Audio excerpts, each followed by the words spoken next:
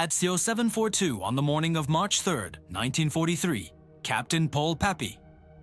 Gunn pushed the throttles of his modified B-25 Mitchell forward and dove toward the Japanese convoy at 50 feet above the Bismarck Sea, watching 8 enemy ships scatter in panic as his nose-mounted guns opened fire with a sound that had never been heard in aerial warfare before. 12 50-caliber machine guns, all firing forward, all controlled by one trigger. 7 200 rounds per minute pouring into the hull of a Japanese destroyer at point-blank range.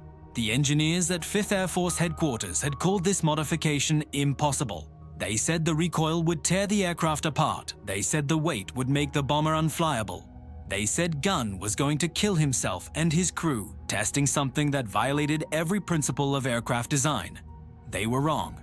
Gunn was 43 years old, a civilian mechanic who had joined the Army Air Forces after his wife and children were trapped in the Philippines during the Japanese invasion.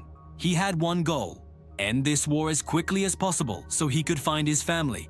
And he had one theory: the B-25 Mitchell medium bomber could become the most devastating ship killer in the Pacific if someone was willing to break the rules. If you want to see how one mechanic's impossible modification sank 12 Japanese ships and changed aerial warfare forever, please hit that like button. It helps us share more forgotten stories like this. The B-25 Mitchell was a beautiful aircraft, twin-engine, twin-tail, crew of 5. Designed as a medium bomber, maximum speed 275 mph, service ceiling 24,000 feet, 4 forward-firing 50 caliber guns in the nose, 1 dorsal turret, waist guns, and a tail gun. Standard payload 3,000 pounds of bombs. It was designed to fly at medium altitude, drop bombs, and return to base. That was the doctrine. That was what the manual said. But Pappy Gunn didn't care about the manual. The Pacific War had a shipping problem. Japanese convoys were supplying isolated garrisons across thousands of miles of ocean. Troops, ammunition, food, medical supplies, everything moved by ship. If the Allies could destroy those ships, they could starve the Japanese forces without ever engaging them in direct combat.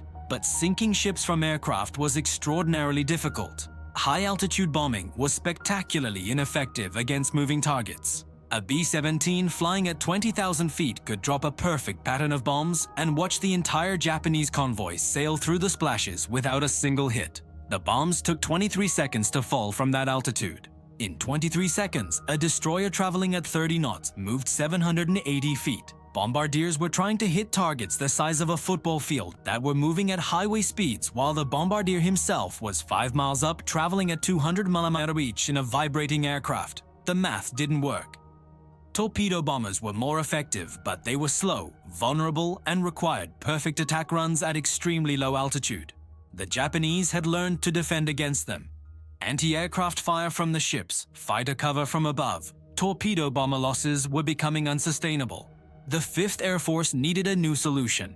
They needed something that could attack at low altitude, survive heavy anti-aircraft fire, and deliver devastating firepower at close range. Pappy Gunn believed he had the answer. Paul Irvin Gunn had been in the Philippines since 1919. Navy veteran, civilian pilot, mechanic. He worked for Philippine Airlines before the war. He knew aircraft the way a watchmaker knows gears, every part, every function, every limitation. When the Japanese invaded the Philippines in December 1941, Gunn was 42 years old with a wife and 4 children in Manila. He tried to evacuate them. He couldn't. The Japanese advance was too fast. His family was trapped. Gunn made it to Australia on one of the last flights out. His wife Polly and their 4 children, Julie, Paul Jr., Connie, and Nathaniel, were interned by the Japanese somewhere in the Philippines. He didn't know where. He didn't know if they were alive. That uncertainty created something dangerous in Pappy Gunn, a focused, calculating rage that he channeled into one purpose: end this war. He joined the Army Air Forces as a maintenance officer, captain's rank, 5th Air Force, based in Port Moresby, New Guinea. His official job was keeping bombers flying in the brutal conditions of the South Pacific. Humidity that rotted fabric, heat that warped metal, jungle airstrips that destroyed landing gear. But Gunn's real job, the one he assigned himself, was figuring out how to kill Japanese ships. In January 1943, Gunn approached Major General George Kenney, commander of the 5th Air Force, with a proposal that sounded insane. "We're using the B-25 wrong, sir." Kenney looked up from his desk. "Explain." "The Mitchell is a medium bomber. We're sending it in at 10,000 feet to drop bombs on ships. Hit rate is maybe 2%. That's a waste of a perfectly good aircraft. What would you do differently?" Gunn pulled out a sketch. A B-25 Mitchell. But the transparent bombardier's nose had been replaced with a solid metal nose. And that metal nose bristled with machine guns, 8 of them, all pointing forward. "I want to turn it into a strafer, come in at 50 feet, skip bombs across the water into the hull, then strafe the deck with concentrated fire, everything firing forward, everything aimed at one point." Kenney studied the sketch. The recoil from 8 50 cals firing simultaneously would be enormous. "Yes, sir?" "The weight of the ammunition would affect the aircraft's balance." "Yes, sir?" "The engineering section says this can't be done." "The engineering section is wrong, sir." Kenney was quiet for a moment. Then he said 4 words that changed the Pacific War. "Build me a prototype." Gunn worked in a maintenance hangar at Port Moresby with a team of mechanics who trusted him completely. They started with a war-weary B-25C that had been pulled from combat duty. First, they removed the transparent bombardier's nose. The plexiglass dome that gave bombardiers visibility came off. In its place, Gunn installed a solid metal nose cone. Then came the guns. Standard B-25 had 4 forward-firing 50 caliber machine guns. Gunn wanted 8.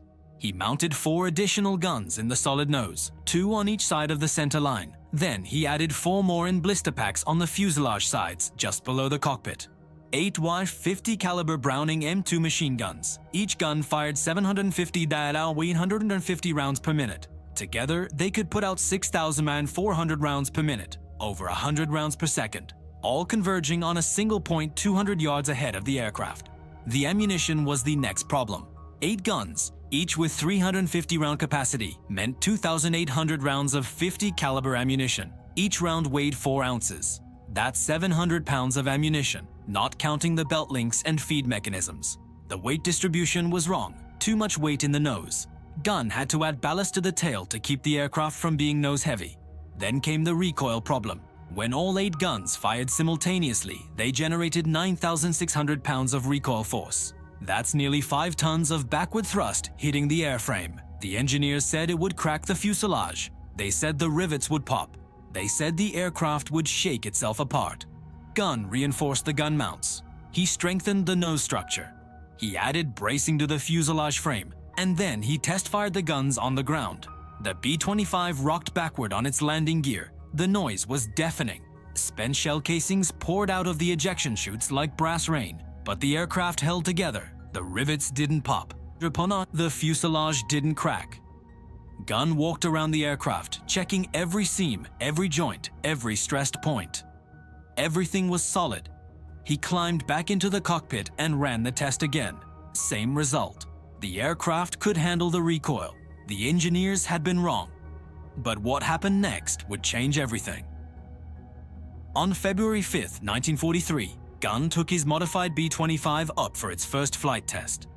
He flew it to 5,000 feet, leveled off, and pushed the nose down into a shallow dive. At 200 meters pH, he squeezed the trigger. All 8 guns fired. The sound was like tearing metal. The aircraft shuddered but held course. Gunn could see the tracers converging 200 yards ahead, every 5th round glowing red, creating a cone of fire that looked like it could cut through steel. Because it could, he flew back to Port Moresby and landed. General Kenney was waiting on the flight line. How'd it handle? Like a dream, sir. The recoil is manageable. The guns converge perfectly. This aircraft can put more firepower on a single target than anything else we have. How many can you build? How many do you need? Every B-25 in the theater. Gunn smiled. Give me 3 weeks. He built 12 aircraft in 18 days, working 16-hour shifts. His mechanics stripped bombers down to the frame and rebuilt them as gunships. They called them commerce destroyers. The official designation was B-25G, but everyone in the 5th Air Force called them Pappy's Monsters. And on March 2, 1943, the monsters went to war. Intelligence reported a Japanese convoy heading from Rabaul to Lae, New Guinea. 16 transport ships carrying 7,000 troops and supplies, 8 destroyers for escort. It was the largest Japanese convoy since the outbreak of war. If those troops reached Leh, they would reinforce the garrison and make the Allied advance exponentially more difficult. The 5th Air Force had to stop them. Kenny assembled a strike force, B-17s for high-altitude bombing, A-20 Havocs for strafing, Australian Beaufighters for torpedo runs, and Pappy guns modified B-25s for low-level skip bombing and strafing. The convoy was in the Bismarck Sea between New Britain and New Guinea. Weather was terrible. Heavy clouds, rain squalls, visibility near zero, perfect conditions for a surprise attack. The aircraft launched at dawn on March 3rd. Gunn flew as mission commander in the lead B-25. He had 12 gunships behind him. They flew at 200 feet under the cloud deck, invisible to Japanese radar. At 07:38, Gunn spotted the convoy. 16 transports in 2 columns, 8 destroyers on the perimeter. Anti-aircraft guns on every ship. The Japanese were ready for an attack, but they were expecting high-altitude bombers. They weren't expecting what Gunn was bringing. At 07:42, Gunn pushed the throttles forward and dove to 50 feet above the water. The other B-25s followed, spreading into a line abreast formation. Each aircraft picked a target. Gunn aimed for the lead destroyer. At 300 yards, he squeezed the trigger. All 12 -50 caliber guns opened fire. The destroyer's superstructure disintegrated. Gun mounts exploded.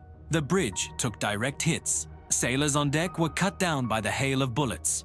And then Gunn released his bombs, not dropping them, skipping them across the water like flat stones.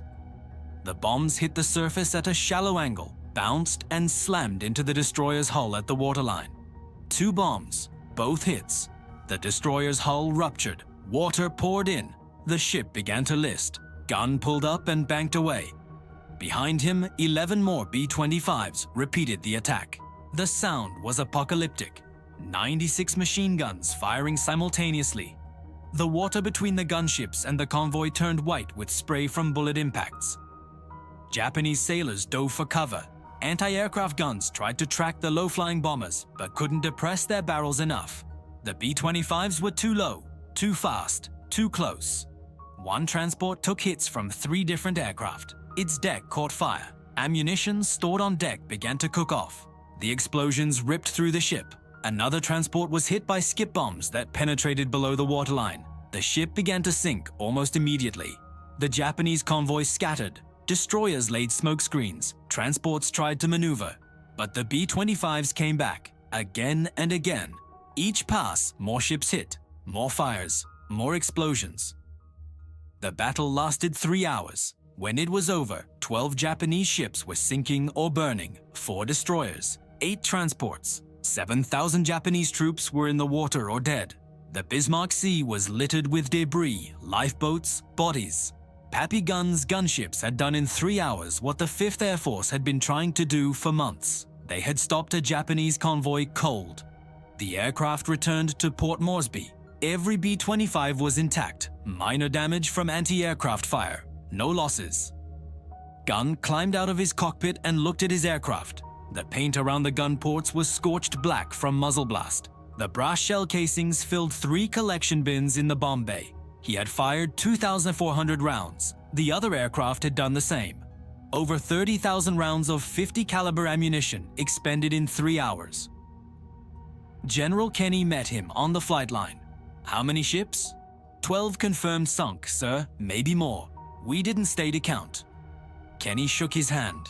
You just changed the war, Pappy. And he had. The Battle of the Bismarck Sea was the decisive naval engagement of the New Guinea campaign.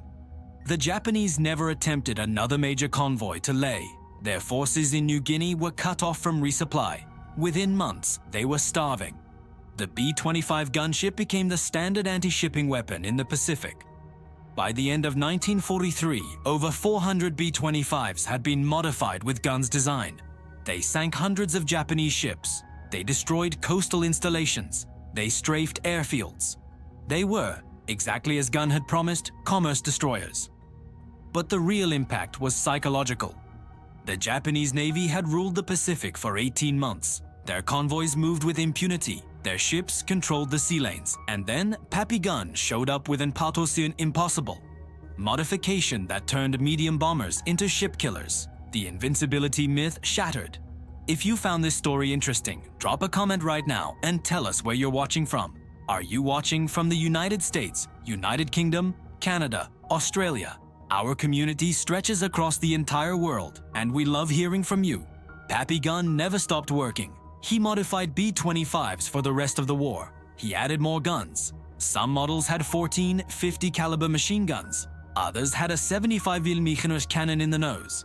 He experimented with rockets, napalm, skip bombing techniques. He became the 5th Air Force's Chief of Modifications and Development. And in February 1945, 2 years after the Bismarck Sea, Pappy Gunn received the news he had been waiting for. His family was alive. His wife Polly and all 4 children had survived internment. They were liberated when American forces retook Manila. Gunn flew to Manila the day he got the telegram. He found his family in a refugee camp, thin, exhausted, but alive. He held his wife for the first time in 3 years and 4 months. He met his children, who barely remembered him. And then he did something that surprised everyone who knew him. He went back to work. The war wasn't over. There were still Japanese ships to sink, still aircraft to modify, still work to do. Pappy Gunn stayed in the Pacific until September 1945, when Japan surrendered. He had spent 4 years turning the impossible into reality. He had changed aerial warfare. He had proven that sometimes the manual is wrong. Sometimes the engineers are wrong. Sometimes one man with a theory and a wrench can change the course of a war. After the war, Gunn returned to the Philippines with his family. He worked in aviation, ran businesses, lived the life he had fought to reclaim. He died in 1957 at the age of 57 from complications of injuries sustained in a plane crash. He was buried in Manila, the city where his war had begun. The B-25 gunship remained in service until 1960. Some of Gunn's modifications were still flying 15 years after the war ended. The aircraft that the engineers said was impossible became one of the most successful weapons platforms of World War II. Over 1,000 ships sunk or damaged, countless shore installations destroyed. And it all started with one mechanic who refused to accept impossible as an answer. Thank you for watching, and thank you for making sure Pappy Gunn doesn't disappear into silence. These men deserve to be remembered, and you're helping make that happen. Hit subscribe and turn on notifications because we're rescuing forgotten stories from dusty archives every single day.